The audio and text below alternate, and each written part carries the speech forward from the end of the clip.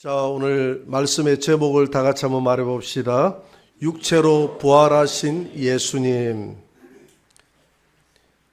인류 역사 이래로 우리 인간에게 가장 큰 문제는 바로 죽음의 문제입니다. 부자나 가난한 자나 여자나 남자나 할 것 없이 다 죽음 앞에 우리는 무릎을 꿇을 수밖에 없습니다. 사람이 죽는다는 것처럼 슬프고 불행한 일이 없습니다. 사람이 죽어가는 모습을 쳐다보면서 우리는 인생의 허무함과 절망을 느끼게 되는 것입니다. 죽음은 우리 인간에게 가장 두렵고 엄숙한 사건입니다. 그래서 어떻게 하든지 사람들은 이 죽음을 피해 보려고 합니다. 사형장으로 끌려가는 죄수들은 발을 헛디뎌 놓고 아이고 죽을 뻔했네 이렇게 이야기한다는 것입니다. 본능적으로 이야기한다는 것이죠. 그리고 어떤 사람들은 신발을 벗어놓고 다시 돌아와서 신발을 신고 이렇게 한 1초 1분이라도 이 죽음의 순간을 늦추기 위해서 그런 행동을 한다는 것이죠. 또 어떤 분들은 간수의 손을 잡고 놓아주지 않는다는 겁니다. 그동안 정들었다 하고 고마웠다 하고 그 한순간을 놓치고 싶지 않는 것입니다. 어떤 사람들은 오줌을 싸기도 하고 변을 보기도 하고 죽음 앞에 두려워하는 것입니다. 그래서 사이비 교주들은 이런 인간의 연약함을 이용해서 나는 영원히 죽지 않는다. 그리고 나를 따르는 너희들도 죽지 않게 될 것이다. 라고 이렇게 해서 사람들을 미혹합니다. 그러나 지금까지 인류 역사의 모든 사람들은 죽음 앞에서 무릎을 꿇었습니다. 어떤 사람도 죽음 앞에서 당당하게 살아난 사람이 없습니다. 천하를 호령했던 그 알렉산더 대왕도 모기 한 방에 물려서 말라리아에 걸려서 죽었습니다. 징기스칸도 죽었고요. 나폴레옹도 죽었고요.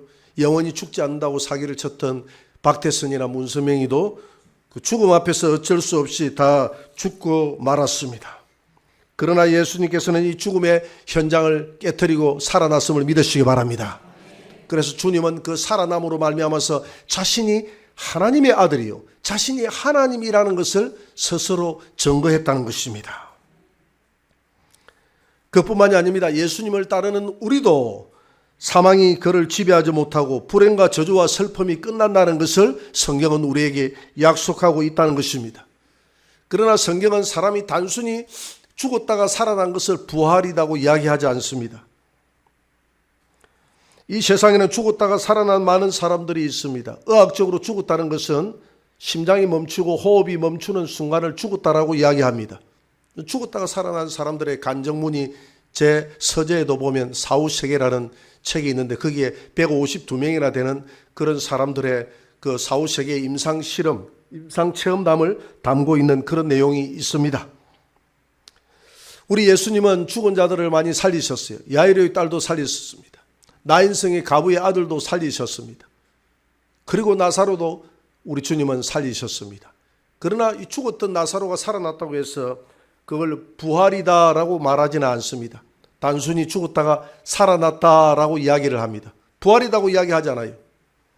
부활은 우리 육체가 영원히 죽지 않고 살아나는 것을 말합니다. 나사로도 다시 죽었고요. 나인성의 가부 아들도 다시 죽었고요. 그리고 야이로의 딸도 죽었습니다. 그러나 우리 주님은 영원히 죽지 않는 몸으로 살아났음을 믿으시기 바랍니다.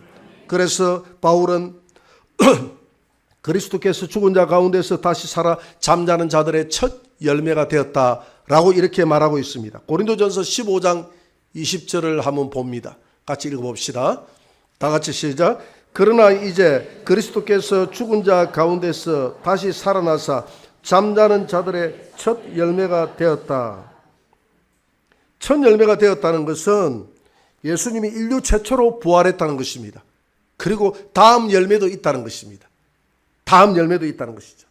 고린도전서 15장 22절을 한번 읽어봅시다. 다 같이. 아담 안에서 모든 사람이 죽은 것 같이 그리스도 안에서 모든 사람이 삶을 얻으리라.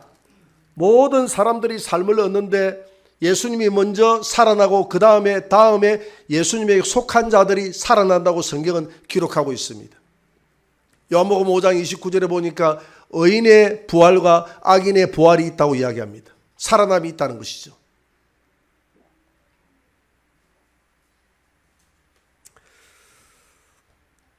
성경은 두 가지 사람을 어리석은 사람이라고 이야기합니다. 첫째는 하나님이 없다고 이야기하는 사람을 시편에서는 어리석은 사람이다라고 이야기합니다. 그리고 사도 바울은 고린도 전서에서 15장에서 부활이 없다고 하는 자들을 향해서 어리석은 자다 이렇게 이야기했습니다. 어리석은 자들아, 만물을 들어서 설명했어요. 겨울이 되면 모든 만물이 죽은 것 같지만 봄이 되면 살아나지 않느냐. 이게 부활이다. 죽음이 있다는 것은 곧 살아남도 있다는 것이다. 우리 예수님이 죽었지만은 살아나는 것은 자연의 이치 가운데서 너희들이 보았지 않느냐. 하나님의 씨가 있는 자들은 살아난다. 우리가 씨가 그 씨 안에 있는 것을 배아라고 하지 않습니까? 이 배아가 있는 자들은 다 살아나는 것입니다. 예수님 안에는 영생이라는 씨가 있기 때문에 살아난 줄 믿으시기 바랍니다.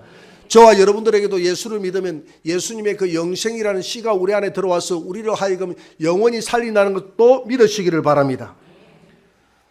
어떤 사람들은 그렇게 말합니다. 예수님이 살아나기는 했지만 육체로 살아나지는 않았다. 영으로 살아났다라고 이야기합니다. 영으로 살아났다. 여러분, 영으로 살아났다는 것은 그 살아났다는 것이 맞지 않아요. 영은 그냥 존재한다는 것이지. 영이 빠져나가서 존재하는 것을 살아났다고 말하지 않지 않습니까? 존재할 뿐이에요. 우리 신천지 같은 경우에서는 육의 부활을 믿지 않습니다. 그들은 영의 부활이다 이렇게 이야기합니다. 그래서 그들은 사람이 죽으면 죽은 사람이 하늘나라 가고 우리 예수님도 영으로 하늘나라로 갔다는 것입니다. 우리 예수님 죽은 자들이 영으로 하늘나라 갔다는 것은 맞지만 예수님이 영으로 하늘나라로 갔다는 것은 맞지 않아요. 예수님은 살과 뼈가 있는 상태로 변화체의 모습으로 하늘나라로 갔음을 믿으시기 바랍니다. 그게 부활이에요. 부활체의 몸으로 갔어요. 그들은 어떻게 주장하느냐면 영으로 갔던 하늘나라로 갔던 그 존재들이 우리 예수님은 성부의 영과 예수님의 영이 하나된 영으로 하늘나라에 있다는 거예요. 하늘나라에 있던 그가 이 땅에 와서 천연왕국을 이루어야 되는데 천연왕국을 하나님이 이루기 위해서는 육이 필요하다는 것입니다. 육이 필요하기 때문에 누구의 육을 입느냐 하면 이만희의 육을 입는다는 거예요. 그래서 이만희 안에 들어오면 성부 하나님, 성자 예수님, 이만희 이렇게 해서 삼위일체가 된다는 겁니다. 그리고 하늘에 올라가 있는 14만 4천 명의 시온산에 있는 14만 4천 명의 영들은 신천지의 14만 4천에게 들어온다는 것이에요. 들어오면 신천지의 그 육에 썩어질 육신을 입었던 그들은 영원히 썩지 않는 몸으로 변화된다는 겁니다. 왜? 하늘의 신령한 영체를 입었기 때문에. 그러나 이것은 성경적으로 맞지 않아요. 여러분, 죽었던 영혼이 우리 영 안에 들어오면 그것을 가리켜서 무슨 신이라고 합니까? 예, 접신이라고 이야기합니다. 접신. 접신이라고 이야기하는 겁니다. 레위기 20장 27절을 한번 봅니다. 레위기 20장 27절을 한번 읽어봅시다. 다 같이. 남자나 여자가 접신하거나 박수무당이 되거든 반드시 죽일지니 곧 돌로 그를 치라. 그들의 피가 자기에게로 돌아가리라. 이 접신한다는 것은 다 죽이라는 것입니다. 죽이라는 거예요. 이만희가 죽지 않는다고 했지만 이만희가 치매에 걸렸습니다. 지금. 여러분, 치매라는 것은 누구나 걸릴 수 있는 거예요. 그렇죠, 그죠? 나이가 들면 치매에 걸릴 수도 있고, 과거에 우리가 그 나이가 들어서 노망이 들었다라고 했는데 그때는 몰라서 그렇지 그것이 치매라는 거예요. 치매라는 거예요. 치매 다 올 수 있는 거예요. 우리도 올 수 있는 거예요. 우리가 나이가 들면 얼마든지 올 수 있는 거예요. 그러나 이만희는 오면 안 됩니다. 왜 안 되느냐면 이만희는 영생 불사하는 존재이기 때문에 그렇습니다. 지금 신천지 같은 경우에서는 이만희가 죽는다는 사실을 성도들은 모르고 있어요. 성도들은 이만희가 영원히 죽지 않는 것을 철석같이 믿고 있습니다. 그리고 신천지 강사들 있지 않습니까? 강사들 가운데서 일부는 알고 일부는 모르고 있어요. 정말 강사들은 이만희가 죽지 않는 것으로 생각하고 그렇게 충성을 합니다. 가르칩니다. 그러나 교육장들이나 집화장들은 다 알아요. 이만희의 가장 가까이에서 교리를 만들어내는 집화장들은 압니다. 그 교육장이라 하죠. 교육장들은 다 알아요. 그래서 지금 보니까 신천지 교리를 변개하고 있더라고. 이만희가 지금 갑자기 죽어버리면 신천지는 박살이 나지 않습니까? 그걸 예방하기 위해서 이만희가 죽을 수 있다라는 그 교리를 지금 바꿨다 이 말입니다. 바꿔가지고 일부 실험을 하고 있어요. 일부 실험을 하고 있어요. 그러면 또 거기에 성도들은 넘어갑니다. 어떤 말을 해도 성도들은 넘어가 버려요. 어떤 이야기를 해도. 제가 어떤 이야기를 해도 여러분들은 넘어오겠죠. 여러분들은 안 넘어오는데 제대로 된 이성이 있어요. 그런데 신천지 성도들은 어떤 이야기를 해도 넘어가 버리는 거예요. 그 말을 믿는 거예요. 뒤집기를 해도. 이와 같이 예수님의 부활을 영의 부활이다 해가지고 부활을 믿지 않는 성도들이 신천지뿐만이 아니라 많이 있습니다. 그러나 오늘 예수님은 그들에게 나타나서 이렇게 말씀하십니다. 제자들에게 나타나서 이렇게 말씀하십니다. 누가복음 24장 36절을 한번 봅시다. 이 말을 할 때에 예수께서 친히 그들 가운데 서서 이르시되 너희에게 평강이 있을지어다 하시니 그들이 놀라고 무서워하여 그 보는 것을 영으로 생각하는지라. 예수님의 제자들이 마가의 다락방에 모여서 문을 꽁꽁 걸어 잠그고, 왜 걸어 잠갔습니까? 예수 믿는 사람들을 다 잡아갔기 때문에. 불안에 떨고 있을 때 예수님이 벽을 통해서 벽을 뚫고 시공간을 초월해서 나타났던 것입니다. 너희들에게 평강이 있을지어다라고 이야기했는데 제자들은 예수님을 귀신으로 생각을 했다 이 말입니다. 그리고 순간적으로 아마 이렇게 생각했을 거예요. 그들이 다 찔림이 있지 않겠습니까? 다 배반했지 않습니까? 다 죽는 데까지 따라간다고 해놓고 다 배반을 했거든요. 그 배반을 해놓고 배반을 했던 사람이 만나면 마음에 찔림이 있죠. 양심이 있으면 다 찔림이 있잖아요. 어떻게 생각했을까요? 그 다음에 그들은 아마 예수님이 아마 눈물을 흘리면서 그 영이, 남자가 하늘 품으면 7, 8일에 눈이 온다고 하지 않습니까? 그래서 예수님이 하늘 품고 나타나가지고 베드로야, 먼저 베드로를 불렀을 겁니다. 베드로야, 너 죽는 데까지 따라간다고 해놓고 너 이게 무슨 말이냐? 그래 놓고 너 잘 먹고 너 밥맛이 있느냐? 베드로를 지켜보던 제자들이 휴 살았다 싶을 때 또 눈을 돌려서 너희들도 다 마찬가지야. 너희들도 다 마찬가지야. 나를 이렇게 배반해놓고 너희들이 살 것 같느냐? 순간적으로 그런 찔림이 오지 않겠습니까? 그때에 주님이 뭐라고 말씀하셨습니까? 누가복음 24장에서 38절에서 이렇게 말씀하고 있습니다. 다 같이 예수께서 이르시되 어찌하여 두려워하며 어찌하여 마음에 의심이 일어나느냐? 내 손과 발을 보고 나인 줄 알라. 또 나를 만져보라. 영은 살과 뼈가 없으되 너희 보는 바와 같이 나는 있느니라. 나는 살이 있다. 나는 뼈가 있다. 여러분 부활 때 살과 뼈가 있는 상태로 부활함을 믿으시기 바랍니다. 살과 뼈가 있는 상태로 부활하는 거예요. 우리 모든 성도들이.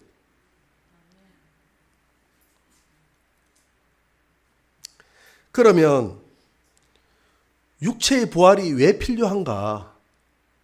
여러분 천국에 우리가 사람이 죽으면 육을 벗고 천국에 갔지 않습니까? 그 천국에 갔다 오신 분들 이야기 들어보면 다시는 오기 싫었다 그러거든요. 너무 천국이 좋았어. 땅의 모든 것이 하나도 생각이 안 나고 정말 이 땅에서 내가 왜 발버둥 치면서 내가 안 죽으려고 했던가 그렇게 생각했다는 거예요. 다 가면 너무 좋다는 거예요. 그럼 너무 좋은 천국에 그대로 있지 왜 이 땅에 내려와야 되느냐? 이 땅으로 내려와서 왜 천년 동안 천연왕국을 이루고 살아야 되느냐? 왜 육을 입고 왜 살아야 되느냐? 왜 무덤에 들어가서 자기 육을 입고 부활해야 되느냐? 그 이유가 바로 창세기 1장 28절의 말씀 때문입니다.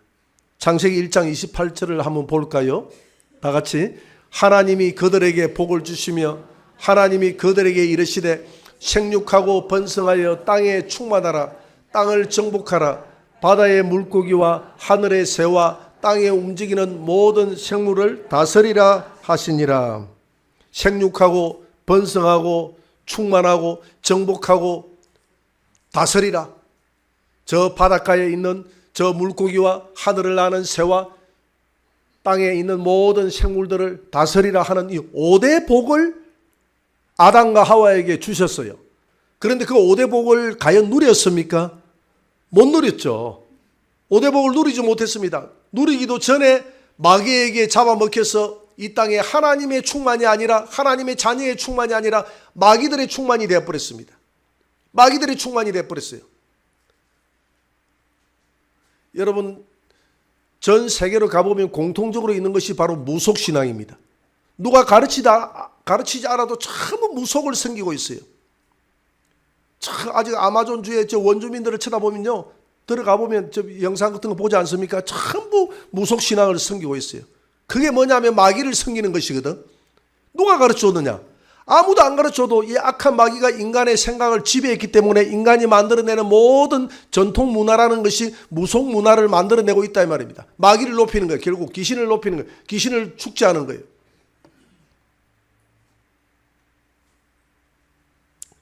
그래서 하나님은 이 땅에서 만약에 이 땅에서 천연왕국이 이루어지지 않고 하늘나라에 가 있는 그 영들이 하늘나라에서 영원히 산다고 하면 창세기 1장 28절의 말씀이 이루어지지 않았기 때문에 하나님은 실수하는 하나님으로 낙인이 찍힙니다.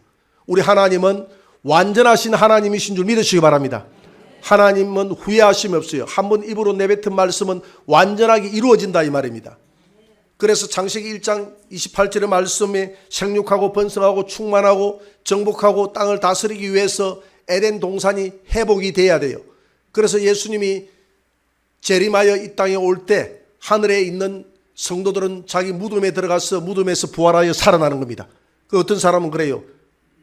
그 시체 그 가루를 다 흩어버렸는데 어떻게 합니까? 그래서 성경은 바다가 죽은 자들을 내어놓는다고 그러잖아요. 그 질량 불변의 법칙을 아시죠? 아무리 우리가 뿌려버려도 이 우주의 질량은 변하지 않습니다. 사라지지 않는다는 거예요. 다 살아날 줄 믿습니다. 그 육체가 살아나는 거예요. 음부가 죽은 자들을 내놓는다고 그랬어요. 아무도 이 부활에서 제외될 자가 없다고 그랬어요. 다 살아난다고 그랬어요. 그래서 하늘에 가 있는 우리 성도들은 무덤으로 들어가서 무덤에서 살아나게 될 것입니다. 성경은 의인의 부활과 악인의 부활이 있다고 이야기합니다. 요한복음 5장 29절에 보니까 악인들은 심판의 부활로, 우리 믿는 사람들은 영원한 생명의 부활로 살아나는 줄 믿으시기 바랍니다. 그래서 성도들은 무덤에 들어가서 살아나게 될 것입니다. 살아나는 거예요. 그리고 살아있는 우리 성도들은 변화되게 될 것입니다. 변화될 거예요. 그래서 살아있는 성도들을 가리켜서 변화체라고 이야기합니다. 변화체. 계시록 20장 6절입니다. 같이 읽어봅시다. 이 첫째 부활에 참여하는 자들은 복이 있고 거룩하도다.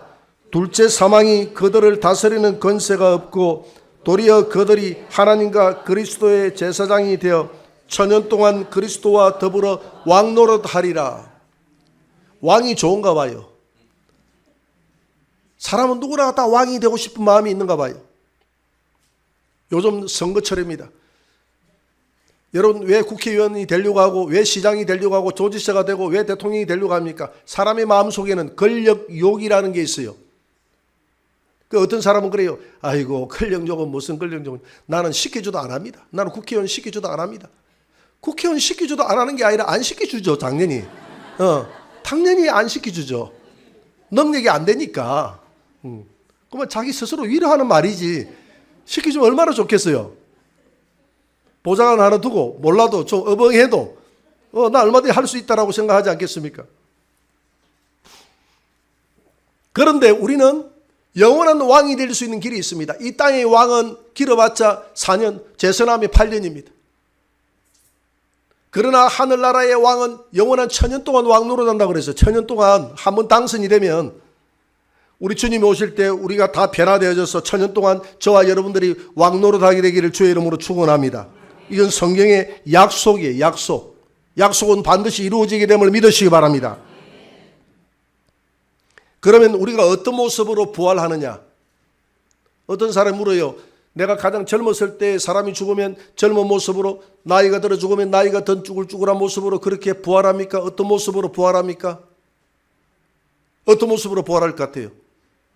우리가 마태복음 17장에 보면 예수님과 베드로와 야고보와 요한이 변화산에 올라가지 않습니까?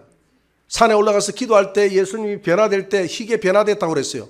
변화될 때 모세와 엘리야가 예수님과 함께 나타나는데 그들의 얼굴이 해와 같이 빛나고 옷은 찬란히 흰 옷이 찬란하게 빛나기가 이루 말할 수가 없더라라고 됐습니다. 어떻게 부활하느냐면 여러분들 얼굴은 해와 같이 빛나게 될 것입니다.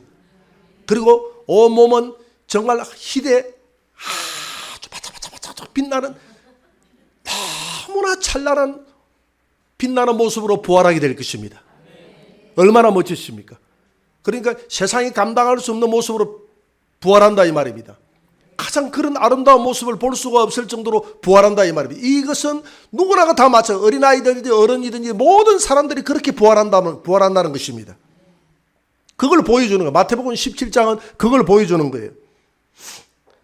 바울은 이렇게 말합니다. 나팔 소리가 나매 죽은 자들이 썩지 아니함으로 살고 우리도 변화하리라. 이 썩을 것이 불갑을 썩지 아니할 것을 입겠고 이 죽을 것이 죽지 아니함을 입으리라. 고린도전서 15장 52절을 한번 봅시다. 다 같이 나팔 소리가 나매 죽은 자들이 썩지 아니할 것으로 다시 살아나고 우리도 변화하리라. 여러분, 우리 몸은 썩지 않습니까? 이 땅에 영원한 것이 없잖아요. 다 썩잖아요. 썩지만은 여러분 아무 걱정하지 마시기 바랍니다. 여러분들의 몸은 지금 발효되어 가고 지금 숙성되어져 가는 과정인 줄 믿으시기 바랍니다. 그렇게 되는 거예요. 그렇게 썩어져 가는 것 같지만은 나중에 결국은 썩지 않는 모습으로, 영원한 모습으로 우리가 살아난다는 것입니다. 찬란한 모습으로 살아난다는. 그러니까 내가 얼굴이 좀 쭈글쭈글해지고 잡티가 생기고 머리가 흰머리가 생긴다고 해서 두려워할 것이 없고 인생을 후회하거나 한탄해할 필요도 없다 이 말입니다. 세상 사람들은 한탄하지만 우리 믿음의 사람들은 그런 과정들을 거쳐서 영원히 죽지 않는 몸으로 다시 살아나기 때문에. 고린도전서 15장 43절입니다. 다 같이 43절입니다. 43절. 다 같이 욕된 것으로 심고 영광스러운 것으로 다시 살아나며 약한 것으로 심고 강한 것으로 다시 살아나며. 여러분, 우리의 육체는 왜 욕된 것이라고 했는지 하면 우리가 이 육체를 가지고 죄를 많이 저질렀지 않습니까? 그러니까 영광스럽지 못해요. 그 죄의 형벌로 우리가 늙고 병들고 죽는 것이니까 욕된 것이잖아요. 자랑스러운 게 아니잖아요. 그러나 욕된 것으로 심고 영광스러운 것으로 찬란하게 살아난다는 것입니다. 그리고 약한 것으로 심고 강한 것으로 살아난다는 것은 육체는 얼마나 약합니까? 알렉산더 대왕이 그 말라리아 그 모기 하나에 한 방 탁 쏘여가지고 죽었다고 하지 않습니까? 그렇게 약한 존재가 우리 인간이에요. 너무나 약한 존재예요. 그렇게 약한 존재가 어떤 것에도 죽지 않는 영원한 강한 존재로 살아난다는 것입니다. 그게 하나님의 약속이에요. 고린도전서 15장 44절입니다. 15장 44절 다 같이 육의 몸으로 심고 신령한 몸으로 다시 살아나나니 육의 몸이 있은즉 또 영의 몸도 있느니라. 육의 몸으로 심고 육의 몸으로 우리 땅에 심었지 않습니까? 여러분 심지 않고 살아나는 게 있습니까? 여러분 봄이 되니까 다 땅에 심으니까 그게 썩어지니까 싹이 나잖아요. 우리의 몸도 분명히 땅에 심을 때는 육의 몸으로 심었는데 살아날 때는 영원히 죽지 않는 그런 신령체로 살아난다는 것입니다. 그래 우리의 몸은 신령체예요. 살아있는 자들이 변화되는 것도 신령체요. 신령체라고도 하고 변화체라고도 합니다. 죽은 사람들이 살아나는 것도 신령체요 변화체로 살아나게 될 줄 믿습니다. 중동에 파견된 기독교인이 현지의 어떤 직원과 대화를 하고 있었습니다. 이 사람은 무슬림이었습니다. 이슬람 교도를 무슬림이라고 이야기합니다. 회교라고도 이야기하고요. 이 무슬림이 하는 말이 우리는 매일같이 하루에 메카를 바라보고 5번씩 우리는 기도하고 절을 합니다.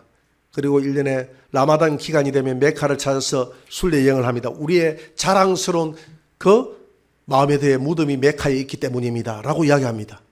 그때 우리 기독교인은 그렇게 말합니다. 그것이 기독교와 당신의 회교와의 차이입니다. 우리 기독교는 무덤이 없습니다. 무덤은 결코 자랑이 아닙니다. 무덤은 인간의 절망입니다. 무덤이 크면 클수록 절망입니다. 그러나 우리에게는 소망이 있어. 예수님이 죽음을 박차고 일어났기 때문에 무덤이 없는 것입니다. 우리도 살아나게 될 것입니다. 그렇게 이야기했다는 거예요. 그게 맞지 않습니까? 그래서 칼 바르트는 이렇게 말했습니다. 부활절과 성탄절의 설교는 짧으면 짧을수록 좋다. 그래서 오늘 좀 짧게 하려고. 왜? 더 이상 설명이 필요 없다는 것입니다. 예수님의 살아났다는 것은 모든 과학이 역사가 증명한다는 것입니다. 500명이나 되는 많은 믿음의 사람들의 신실한 정인들이 있다고 이야기합니다. 우리 예수님은 이 땅에 40일 동안 계시면서 자기의 살아나심을 모든 사람들에게 자신을 따르는 사람들에게 보여주셨어요. 여러분 한두 사람의 정인으로 인해서도 그 증거가 합당한데 500명이나 넘는 많은 사람들이 봤는데 그것이 헛것을 볼 수 있겠습니까? 또 그것을 위해서 제자들이 목숨을 버릴 수가 있겠습니까? 거짓을 위해서 목숨을 버리는 자가 한두 명이 있을지라도 11명이 전부 다 버릴 수가 있겠습니까? 미국 보스턴 교회에 가면 고든 코넬 신학교라는 신학교가 있습니다. 코넬 신학교. 이 학교를 처음 시작했던 사람의 이름이 러셀 코넬이라는 사람입니다. 이 코넬은 당시 남북 전쟁 당시에 저 북군의 지휘관이었어요. 지휘관. 전쟁을 하다가 지휘검을 자기 수경지에 놓치고 온 거예요. 아, 큰일 났다. 검을 놓치고 왔다. 그 검이 상당히 그 중요한 의미를 가지고 있지 않습니까? 그랬더니 부하였던 링이라는 젊은 청년이 그 이야기를 듣고 시키지도 않았는데 적진으로 들어가 가지고 그 총탄을 피해서 그 칼을 가지고 왔습니다. 그리고 자기는 총알에 맞아서 피가 철철 흐르는 상태에서 이 야영하는 그 수경지에 들어가 가지고 장군 각하, 제가 코넬 장군 각하의 칼을 가지고 왔습니다. 이렇게 이야기했더니 코넬이 깜짝 놀랍니다. 자네 왜 그렇게 했는가? 적진에 들어가면 죽는다는 사실을 알고 있지 않는가? 왜 그렇게 했는가? 그때 링은 말합니다. 그렇지 않습니다. 저는 죽음이 두렵지 않습니다. 나는 부활하신 예수님이 영원히 나와 함께 한다는 사실을 믿기 때문에 죽음이 두렵지 않습니다. 그렇게 답변을 했습니다. 그때 코넬은 무신론자였고 회의론자였습니다. 예수를 안 믿는 사람, 하나님도 안 믿는 사람이었어요. 그의 마음이 흔들리기 시작합니다. 그는 잠시 침묵의 시간을 가진 뒤에 오 주여, 내가 이 순간 이 젊은이 앞에서 뭐라고 대답을 해야 되겠습니까? 그리고 잠시 뒤에 하나님 앞에 약속을 합니다. 이 젊은이에게 약속합니다. 나의 남은 생애를 너가 믿는 주 예수를 위해서 나도 살겠다고 이야기합니다. 그가 군대를 조금 후에 남북전쟁이 끝나고 난 다음에 그는 신학교에 들어갑니다. 그리고 목사가 됩니다. 그리고 그가 그동안 버려왔던 모든 재산을 다 헌납하는데 그것이 바로 코넬 신학교가 되었습니다. 여러분, 지난 주일날 우리 이어령 우리 문화부 장관에 대해서 우리가 봤지 않습니까? 그는 무신론자예요. 철저한 무신론자예요. 우리나라 최고의 지성인이라고 이야기하지 않습니까? 그의 딸 미나는 독실한 크리스찬이었습니다. 미나가 죽음에 앞두고서 그 죽음 앞에서 담담한 딸의 모습을 봤다고 하지 않습니까? 죽음 앞에서 담담히 죽음과 맞서 싸우는 딸의 모습을 보면서 아빠가 변화된 것입니다. 그가 예수 앞으로 돌아온 것입니다. 그가 침례를 받고 주 예수를 나의 주님으로 맞이하는 하나님의 자녀가 됐습니다. 여러분들이 부활신앙으로 무장하면, 확신을 가지면 죽음 앞에 두려워하는 많은 사람들이 하나님 앞으로 돌아오는 그런 역사가 있게 될 줄 믿습니다. 부활신앙으로 무장하셔서 절망하지 말고 낙담하지 말고 우리가 영원히 살 수 있다는 이 희망 가지고 어떤 환경에도 이 부활신앙을 잊지 마시고 이 부활신앙으로 많은 사람들을 주님 앞으로 증거하고 돌이키는 그런 역사가 있게 되기를 주의 이름으로 축원합니다.